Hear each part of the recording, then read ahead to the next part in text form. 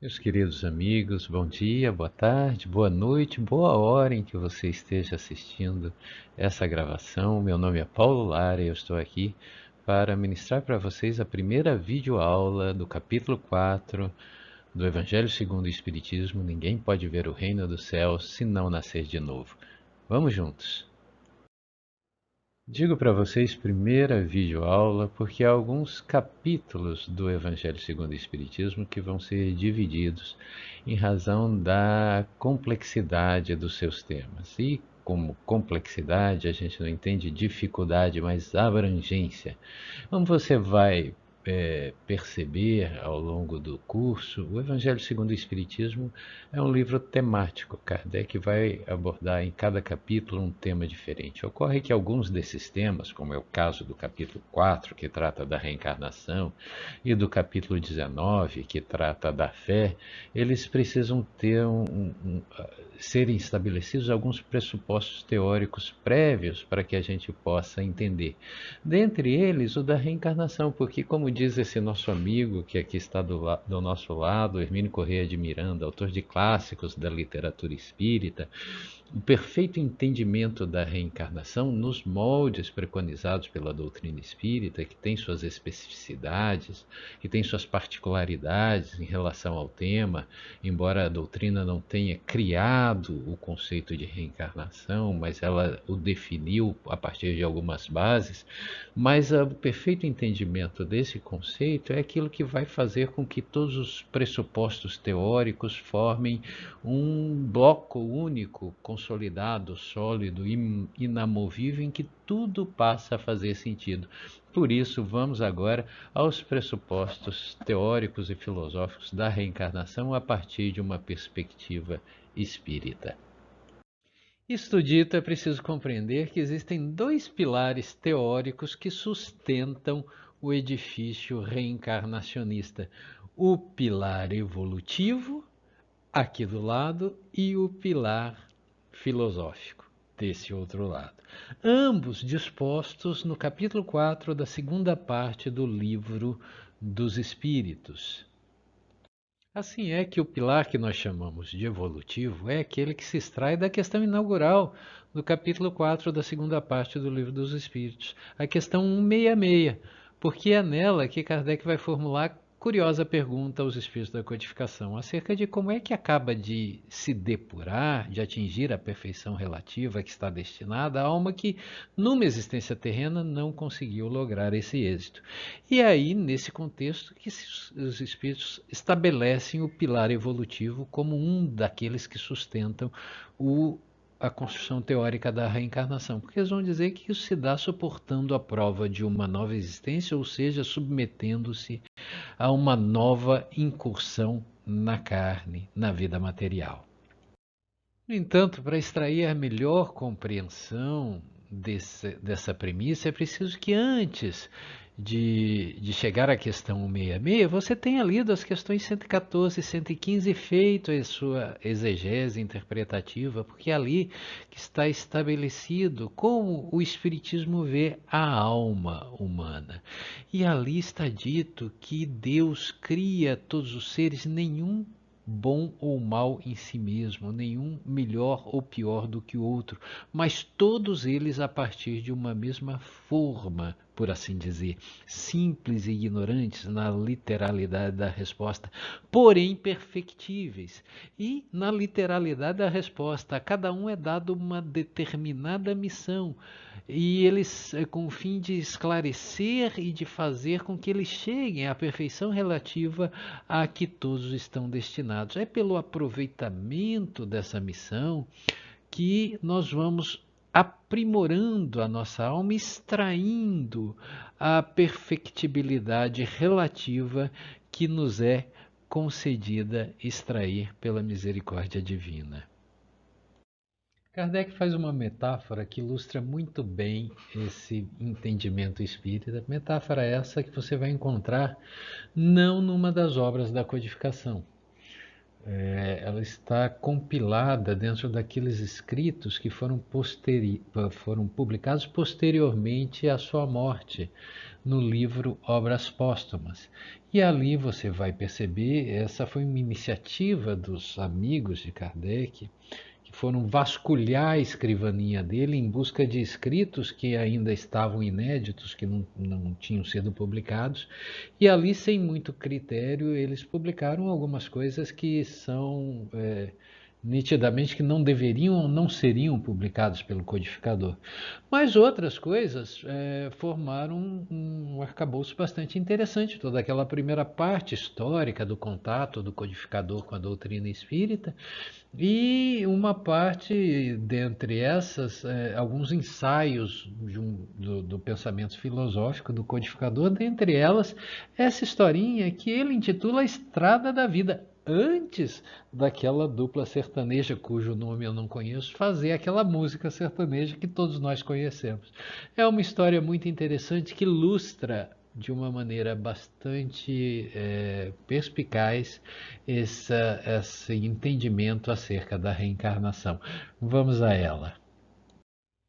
Essa metáfora, Kardec vai comparar a estrada da vida com um viajante dirigindo um carro bastante possante, bastante potente, que segue por uma estrada toda iluminada, aplainada, asfaltada, reta, e ele vai seguindo com seu potente carro sem encontrar nenhum obstáculo pela frente. Ocorre que essa estrada termina diante de uma floresta. E ali o viajante não vê alternativa. Não há como contorná-la, não há razão para voltar, e se ele quiser prosseguir a sua jornada, ele é compelido a deixar o seu carro ali e se embrenhar a pé na travessia daquela floresta. Ocorre que dentro dessa floresta as facilidades terminaram. Aquilo que era uma estrada limpa, iluminada, agora se apresenta para ele como dificultosa, com pouca luminosidade, e ele precisa empreender esforços consideráveis para seguir a sua jornada a pé. E, naturalmente, ele cai em alguns obstáculos, ele enfrenta alguns desfiladeiros, ele se machuca nessa travessia, até que ele vislumbra o final dessa travessia, a possibilidade, depois de lutas extraordinárias e fadigas extraordinárias, diz Kardec no texto de Obras Póstumas, ele vislumbra encontrar a saída.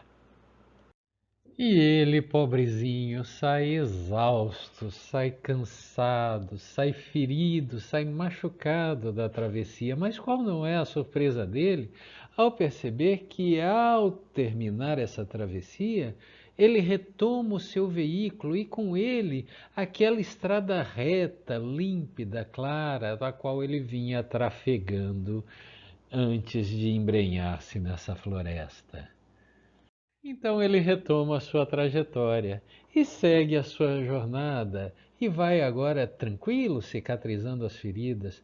Mas qual não é a sua surpresa quando, depois de caminhar por um bom tempo por essa estrada, ele se depara com uma segunda floresta e novamente se vê às voltas com o mesmo dilema: que fazer?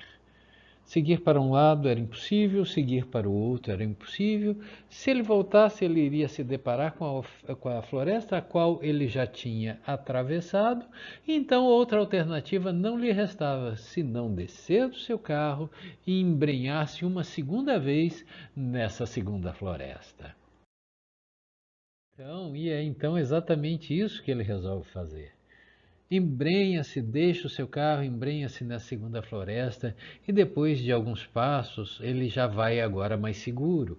Algumas armadilhas, algumas dificuldades ele já é capaz de reconhecer e agora com mais experiência ele evita alguns caminhos e com o desenrolar da sua caminhada, ele vai percebendo que ele não caminha sozinho.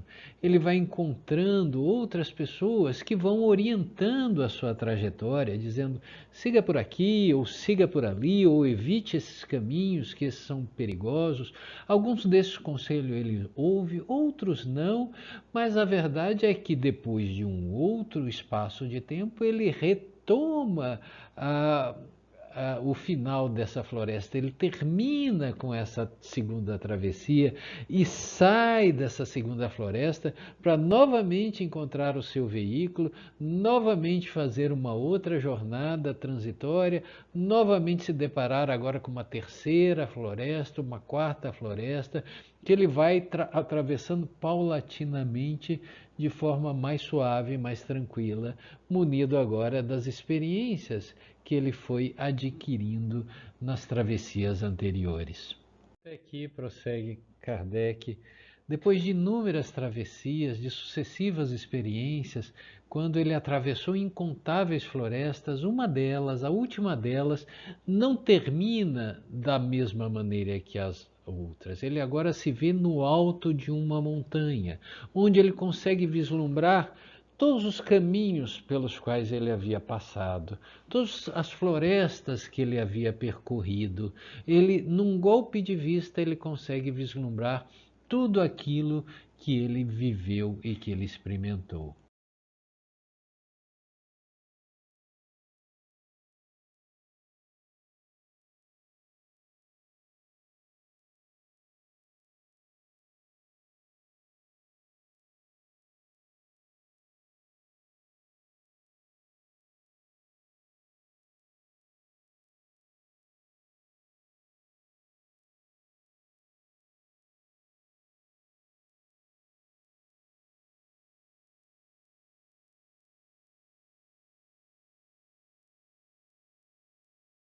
Nesse momento, diz o codificador, que se apresenta um velhinho que vai saudar esse viajante, saudar por ele estar até ali e lhe explicar que a estrada da vida não havia terminado, mas que agora ele podia escolher. Ele tinha duas alternativas. Ele poderia seguir por uma outra estrada que agora arrumava para cima e para o alto, trilhando outros caminhos que ele sequer imaginava quais seriam, ou ele poderia voltar para fazer, não para fazer a travessia novamente, mas para ajudar aqueles outros companheiros que estavam fazendo essa mesma travessia que ele fizera, para poder orientá-los com seus conselhos. A escolha era dele. Seguir adiante para uma floresta, para uma jornada, para um caminho superior e desconhecido, ou voltar para colaborar na travessia daqueles que vinham um pouco atrasados na estrada da vida. E então o viajante resolve voltar e ajudar os seus irmãos em humanidade a fazerem a mesma travessia pelo qual ele havia passado, mas não sem antes perguntar ao velhinho: meu amigo, não seria possível a gente criar uma ponte que ligasse lá a primeira travessia até o momento aqui em que nós nos encontramos? Isso evitaria essas pessoas passarem por todos esses perigos, por todos esses desfiladeiros, por todas aquelas armadilhas? É nesse momento que o velhinho sorri para ele mesmo e lhe diz que essa ideia não faria o menor sentido, porque olhe para você mesmo, diz ele. Olhe como você era quando começou essas travessias e olhe como você se encontra agora. Quanta experiência você acumulou, quantas habilidades você desenvolveu, e perceba que muitas das armadilhas pelas quais você caiu poderiam ter sido evitadas se você tivesse ouvido os conselhos ou a voz da consciência que lhe dizia para tomar um caminho e não outro. E perceba algo mais, perceba como, à medida em que vocês vão fazendo a travessia por essas florestas, vocês vão melhorando os entornos também. As florestas, vocês vão construindo pontes, vocês vão edificando, e essa floresta, ela também vai se modificando e se transformando, tornando-se menos dificultosa, ela também. Kardec mesmo oferece a interpretação da alegoria da estrada da vida e de seus aspectos simbólicos, dizendo que as florestas são representativas das existências corpóreas, das existências terrenas, onde o indivíduo trabalha para o seu adiantamento ao mesmo tempo em que colabora com a obra geral. Questão 132 do Livro dos Espíritos: há uma dupla finalidade na encarnação. Se por um lado você desenvolve as potencialidades monádicas com as quais foi dotado, no momento simbólico do Jardim do Éden, no instante da criação, por outro você tem que também colaborar com o aprimoramento do meio em que você encarnou. Você colabora, tem um papel a desempenhar em colaboração com o Criador na obra da criação, melhorando o seu entorno, melhorando a sua volta. Por outro lado, a estrada reta e iluminada é a representativa da vida espiritual da alma, aquela caminhada em que jornadeamos sem as exigências mais pesadas da vida material. O que nos leva a compreender que os viajantes somos nós mesmos. E aqueles que chegam ao seu objetivo e que eventualmente retornam para ajudar aqueles que estão fazendo a travessia, segundo o codificador, são os representativos dos missionários de Deus e dos anjos guardiães. Portanto, meus queridos, dentro dessa compreensão filosófica, que o processo evolutivo é uma escalada que se faz paulatinamente, subindo degrau por degrau, crescendo em conhecimento, em sentimentos, em virtudes, até chegarmos ao amor, é que se insere o contexto reencarnacionista. Isso não é obra de um dia para outro, de uma hora para outra, de uma vida para outra. É obra para ser realizada ao longo do tempo, ao longo das existências, ao longo da jornada evolutiva da alma humana.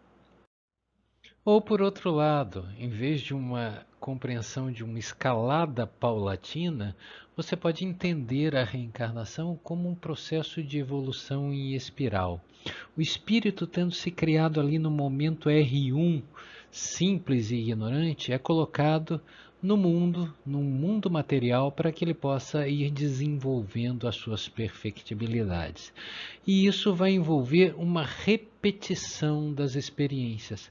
Aquilo que ele às vezes não conseguiu realizar em um momento, depois, fortalecido pelas suas experiências e pelo seu aprendizado, ele seguramente irá realizar no momento seguinte. E assim vai ampliando as suas capacidades e as suas potencialidades, aprimorando-se e aproximando-se da alma divina. E aqui chegamos então ao segundo pilar filosófico, que vai trabalhar a sustentação da ideia reencarnacionista a partir da filosofia espírita, aquele que é trazido pela questão 171 do Livro dos Espíritos, em que Kardec pergunta aos espíritos da codificação em que se fundamenta o dogma da reencarnação, e eles vão dizer na revelação e na justiça divina. E é nesse momento que talvez lhe surja uma dúvida: em que a justiça divina se desarmoniza com a ideia da unicidade da existência? E de que maneira a justiça divina se harmoniza com a ideia da pluralidade das existências? É isso que nós vamos trabalhar a seguir. E é aqui que entra o grande paradoxo filosófico e o grande paradoxo religioso, que vai buscar uma conciliação entre as ideias antagônicas de que Deus é o Deus Criador, o Todo-Poderoso, o Criador do céu e da terra, segundo Gênesis capítulo 1, e ao mesmo tempo é o Deus Pai de amor e de misericórdia. Como conciliar essas duas ideias diante das realidades que a vida humana nos confronta? Como conciliar a ideia de um Deus poderoso e bom ao mesmo tempo, diante das flagrantes situações de injustiça e de sofrimento, sobretudo para aquelas situações, injustiças de sofrimento, as quais a gente não consegue detectar uma intervenção ou uma responsabilidade do homem. Isso fica claro, meus queridos, se você pensar em termos sociológicos, as questões das desigualdades sociais. E aí você pode dizer o que tem Deus a ver com as desigualdades sociais? Elas são obras do homem, e eu concordo com você, elas são frutos, sem dúvida, da ganância e do egoísmo do ser humano. No entanto, a grande pergunta que precisa ser respondida é: quem é que determina que espírito vai encarnar em qual corpo? Quem é que determina que você vai nascer na família real britânica, sendo herdeiro ou sucessor do trono da realeza britânica, ou reencarnar ou renascer ou nascer, se você pressupor a unicidade das existências, numa aldeia perdida na África ou nos rincões desse mundo de meu Deus? Essa questão talvez vocês não tenham se atentado numa leitura mais minuciosa do Livro dos Espíritos. Exatamente essa questão foi formulada por Kardec na pergunta 334 do Livro dos Espíritos, em que ele pergunta se a união de uma alma com um determinado corpo já estaria pré-determinada ou se seria apenas no último momento em que seria feita essa determinação, essa escolha. Percebam, o codificador está tateando os conceitos da reencarnação. Nós estamos aí no capítulo da volta, do retorno do espírito à vida corpórea. E aí Kardec começa a elocubrar, e eu posso pensar em algumas circunstâncias que seriam possíveis, quer dizer, tipo, a alma que nascer, que chegar primeiro encarna naquele corpo, né? Imaginando assim uma fila para reencarnar no corpo do bebê real, por exemplo, ou seria feito uma espécie de sorteio, algum concurso, alguma coisa desse tipo, e os espíritos da codificação são taxativos em responder que essa determinação é sempre designada com antecedência e, como não pode deixar de ser, dizem eles, Deus que tudo sabe e tudo vê, sabe ver com que alma vai ocupar ou encarnar em qual corpo. Em suma, não há como negar a responsabilidade ou a intencionalidade divina na distribuição dos espíritos pelo mundo, dos bebês pela terra, a menos que você ainda acredite na cegonha. Mas eu acho que nem o meu netinho, o Miguel de 4 aninhos, acho que nem ele mais acredita na hipótese da cegonha. E nesse contexto, nós poderíamos ampliar as questões daquelas injustiças que não são imputadas a ninguém no ponto de partida, senão, em tese, a Deus. Como conciliar pessoas que nascem com um corpo saudável, enquanto outras já nascem com doenças congênitas, com problemas de nascença, além de conciliar pessoas que nascem em famílias estruturadas, em famílias abastadas, com outras que nascem em situações de pobreza, em situações de miséria. Essas respostas somente são passíveis de serem dadas se você entender o conceito e o contexto reencarnatório nos moldes propostos pela doutrina espírita. Porque, retomando aquela mesma premissa que diz que a alma evolui e que, no entanto, todas partem de um mesmo princípio, você pode pensar em Adão e Eva em um caminho reto a ser seguido. No entanto, como os ícones bíblicos tomaram desvios ou descaminhos, desobedecendo às orientações divinas, e aqui vai um ponto importante, a doutrina espírita entende que as leis divinas acompanham on-board a alma no momento em que ela entra na fase humana, estão gravadas na consciência, mas há sempre a opção pelo desvio, pelo pecado, pelo descaminho. E são esses desvios que vão buscar os seus efeitos e vão ter as suas consequências ao longo do tempo. Muitas dessas consequências a gente consegue perceber na mesma existência em que nós estamos vivendo.